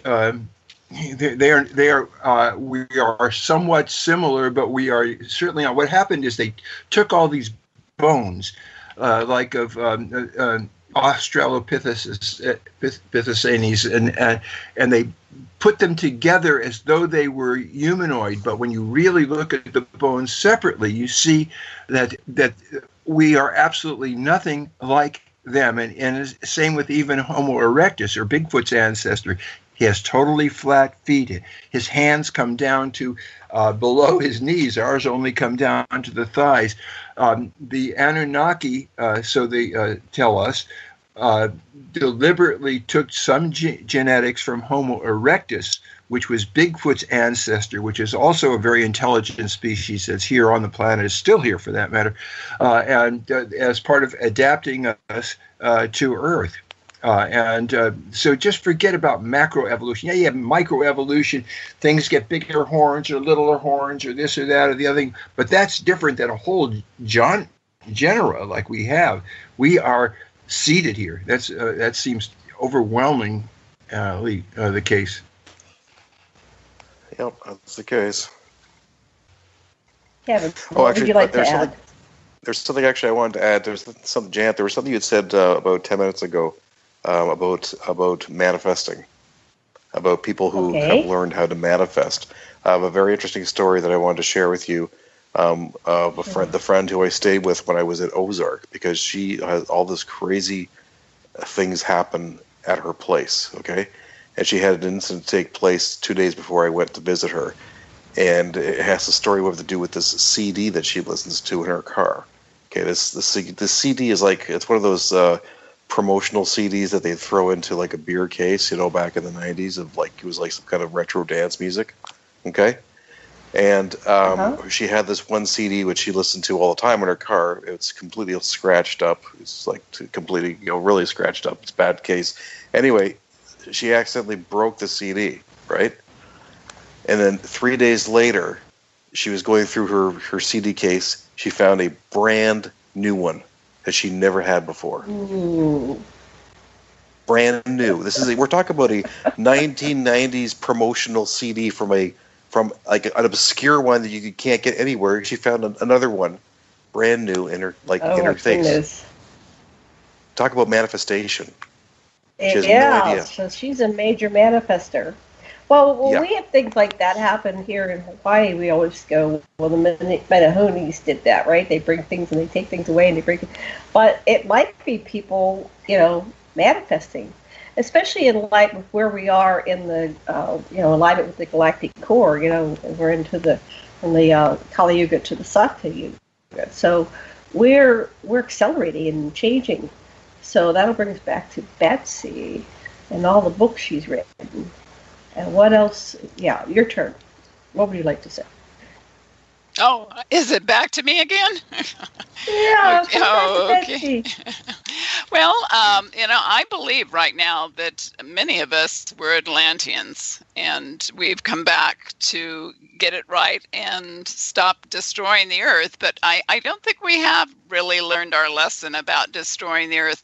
Back in Atlantis, we were highly evolved like we are now, and the great mighty crystal destroyed the planet, started breaking up, and here we are. We've got all these huge Earth changes taking now, and I believe that a lot of the bad Atlanteans, the family of dark and the family of light, are here, and there's kind of a spiritual battle going on right now. And what really worries me, and you have to think about that, if reincarnation is true and we do come back to learn lessons, just think that if we continue to destroy the Earth, and the water is toxic, we pollute the water, the oceans, and everything that we're doing, we're going to be the ones coming back and reincarnating. We're the ones that are going to have to deal with the mess that we've made. We've got to clean up our act, or we're not going to have a planet, and maybe what happened to Mars will happen to us. And it's kind of a lesson for us to think about, that we can destroy our planet the way we continue at this. It's already happened. So where are we going to go? Yeah, where are we going to go? We can't go anywhere else. Let's say if we did destroy this planet, wouldn't we reincarnate in other planets? But go ahead. Well, the other thing that I wonder is, why couldn't we reincarnate in the past from this lifetime? Why does it have to be in the future? Why couldn't it be parallel? I find that people have parallel experiences and they have time travel experiences too. So it may just be that you keep reincarnating in the cycle. That's in a way why they call this a prison planet. Some people, because people are trapped in cycling. We are, and we just don't seem to learn our lessons too well. We're just so stubborn, we just don't want to get it, and I guess we'll just have to come back until we do. That's recycling, as you said. Our understanding of time is not, we do not understand time, and actually, Sasha is exactly correct in regards to reincarnating in the past, because I can't remember who I was speaking to, but they talked about actually having a life maybe it was Sherry Wilde. I think it was Sherry Wilde, with an experience she had where she actually transgressed to another simultaneous existence that she has as a multidimensional being, but this person was from the past, because she looked in the mirror and saw somebody with old clothes. Remember that story? Remember that story? I don't think I'm familiar with the concept. It's like the time is just a function of this, human life. We're the one that created the concept of time. The time is simultaneous everywhere all the time, and I have that. Sometimes I have an awareness that I'm in the future, looking back at this time, like this radio show, with great nostalgia, and I'm saying, Kevin, Sasha, and Betsey, remember the time we did this show together? And I go, what was that? It's like, it's shocking, but it's like I'm aware that there's a part of me that's reflecting upon this now, and it's simultaneously existing. Some people might call it crazy, but for me, it's like, no, this is going on. Have you ever heard of one explanation? Sorry, go ahead. Just really brief. One explanation that Caroline Corey gave me, and also Chris Hardy has the same perspective, is that when you reach the singularity within you, the part of you that connects with the singularity of everything and everywhere, it's like folding a piece of paper so that you're in contact with, you can call it the Akashic records or whatever, but everything is open depending on which way you look, and so that that's where you go. You find what you're aiming at once you're in your singularity, which is that you've centered yourself. You're not being run by any of your sub-personalities, but you're able to center, witness, and transcend. Wow. Have you heard the theory that we have extensions of ourselves that are coexisting at the same time, or we can kind of, like an amoeba, we kind of split off, our soul kind of splits off, and that's maybe exactly what Dr. Sasha is talking about. Yeah, and, right. And I believe, I just remembered now because I was finishing reading Sherry Wild's book, The Forgotten Promise. And Da, her Zeta teacher, expressed regarding talking about the 3 lessons that she's supposed to learn, and one of the lessons is we are multidimensional beings. And what he showed her is an image of a stack of onion paper that's like micro thin, with representing all the lives that you are, and then putting a pencil all the way through all of them, and that's who you are. That you are attached to all these lives and simultaneously happening at the same time, basically. Right. Yeah, and that's where kind of you get interesting. the oneness. That's where you get the oneness and the all into that as well, where we are all one. Yeah, it'd be Betsy, you've been waiting to say something. Let's hear it, Betsy. Well, I was just going to say it'd be interesting to think that I have some extension out there that's living on Earth right now that's maybe a male in India. And perhaps sometimes when we have that feeling of deja vu that it's happened before, maybe we're getting telepathic communication from that other part of ourselves. And isn't that interesting to think that we're always being communicated with these other selves, and like some days we feel really depressed, and there's really no reason. Maybe our other self is really depressed, and we're getting that. It's communicating with us. That's an idea. Yeah, I read the whole series of the Michael Newton Institute books on Life Between Lives, and his information where they regressed about 40,000 people. They progressed them into where you go between lives. Very, very interesting set of books, and I highly recommend them. But they said that you might meet your own self sometime. So when I read that, I went, well, I think I did, because I had a lover one time, and I kept going, what is this? What is this? It's not. I'm not going to marry this person, but we were drawn to each other, and I asked questions of. The Akashic record to my higher self or something. And it took a couple days, but the answer came back and said, well, this is you. This is you in a male form, and you guys have found each other of all places on the earth, and you came down in more than one place so you could accelerate the rate of your soul's progression and development.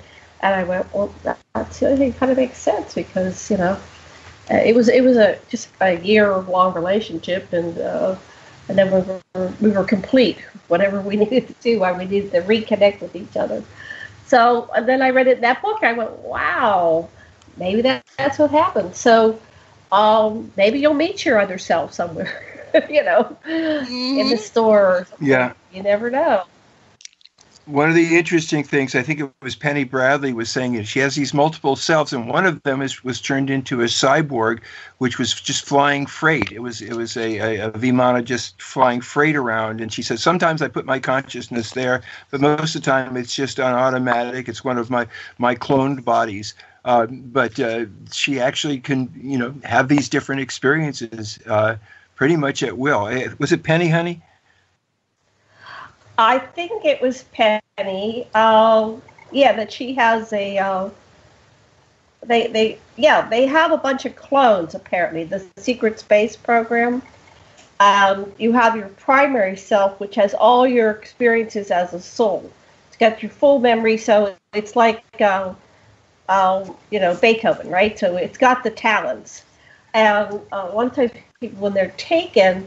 They're just, their consciousness is taken, their primary self, and moved into the clone. So you're saying, well, I'm on Mars or I'm on this other planet. Because apparently taking the physical form is kind of deleterious to the form. It has the side effects. So often they'll just take your consciousness, put you on the other planet. You do your job, and then you come back to your bed, and you wake up, and you're in your bed. But it's like, that was not a dream. What in the world was that? Well, that's because they're actually taking you. So that's what she was saying. She said sometimes she's aware that she's, on this the ship, and sometimes she's aware she's on Mars, and sometimes she's aware that she's a human being and she's going about her day here on Earth.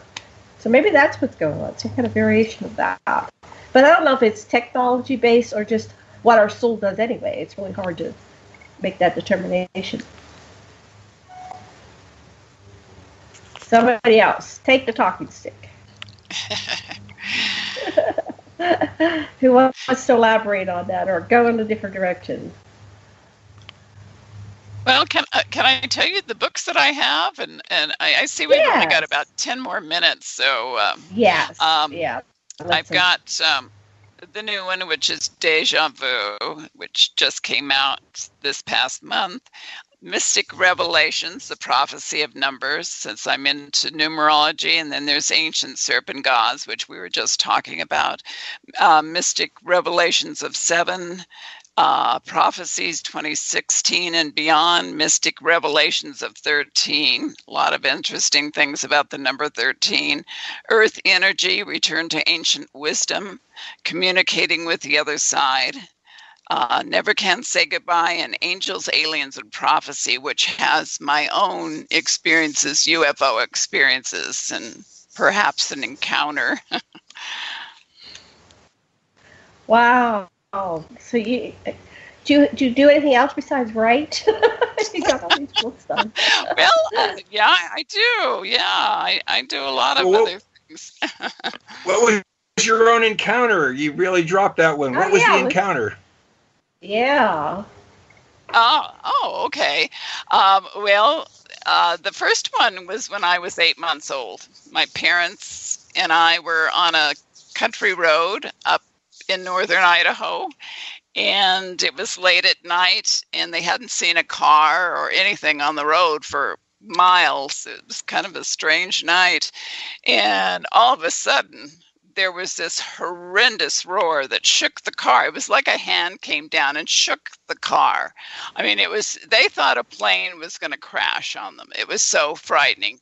And I was in the back seat in a basket, and my father supposedly pulled over, and my parents got out, and there was nothing in the sky. Well, that was the story they always told me, and that's all they could remember until my uncle told me. He said, well, did your parents tell you about what happened when you were just a baby and about their UFO experience? And I said, yeah, I told him what they had told me. And he says, well, did they tell you that they couldn't account for 2 hours, that they were driving from northern Idaho to Twin Falls? And that's like an 8-hour drive from where they were. They were attending the University of Moscow. And I guess my grandparents and my uncle and everybody, they thought they were in a car accident because my father always knew what time they would get there. So when I asked my parents about that, they didn't know. I mean, that was pretty puzzling. So what happened in those 2 hours? But my mother and I were regressed by Ann Druffel, who has written many books on aliens, the Tujunga Canyon contacts and all. She regressed my mother and I in 1981, 1981-82, separately, and we both told that something very strange happened. In fact, I had said that we were actually beamed up through the car and into the spacecraft. And it was the gray aliens. I described a lot of incredible things that happened. So I think we were examined, and I think we were put back. I remember my parents being slumped over. That's what I said, under hypnosis. And it was like they were asleep when we were put back in the car. And then my father woke up and he was all upset. My mother was upset. My mother kept thinking that they had taken me. She was just beside herself. And I guess she started having dreams that I had been abducted. So that's kind of really interesting. And my second experience was when I was 7 years old and I was walking home from school. And I looked up in the sky and there's a huge silver disc up there. And it's like following me. I felt that it was following me. I mean, the hair on my arms were just standing up. And I was so frightened. I would run a little ways and I'd hide in the bushes. And I didn't know what to do. And I thought, why isn't anybody stopping and looking at this thing hovering above me? And what's really strange is I was so frightened that I remember going completely in the opposite direction. And I went to home. And I knocked on the door, and no one was there. Well done. Well done. So I don't know what this was all about. Love and blessings. Thank you so much for joining us. Thank you. Kevin, Sasha, all of our listeners. Oh, thank you both. Make it aloha. Thank you.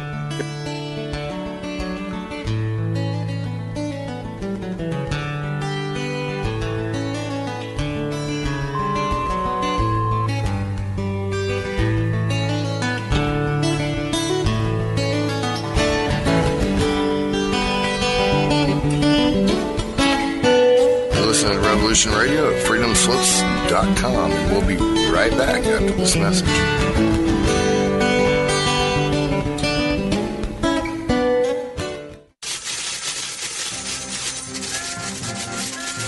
In breaking news, a visiting Syrian diplomat reported today that their population is evolving rapidly and advancing into a fifth-dimensional consciousness. They are seeking peace with all cosmic cultures, which may mean that the Earth will be asked to join the prestigious Galactic Federation of Light Alliances. Please join Debbie West and Michael Hathaway on Lost Knowledge, Saturdays, 3 p.m. Eastern Standard Time in Studio A, for the latest breaking news on the Star Visitor's peaceful contact and the ongoing project of cleansing the Earth. Who are you? I am the architect. I created the Matrix. I've been waiting for you. Why am I here? You are the eventuality of an anomaly which, despite my sincerest efforts, I have been unable to eliminate from what is otherwise a harmony of mathematical precision, which has led you inexorably here. You haven't answered my question. The Matrix is older than you know, as you are undoubtedly gathering the anomaly is systemic, creating fluctuations in even the most simplistic equation. Choice. The problem is choice. Right here at Revolution Radio, freedomslips.com. Be here Wednesday evening at 8 p.m. Eastern Time for Private Eye Matrix Revealed with Monique Lessin. Even the government admits that 9/11 was a conspiracy. But did you know that it was an inside job? That Osama had nothing to do with it?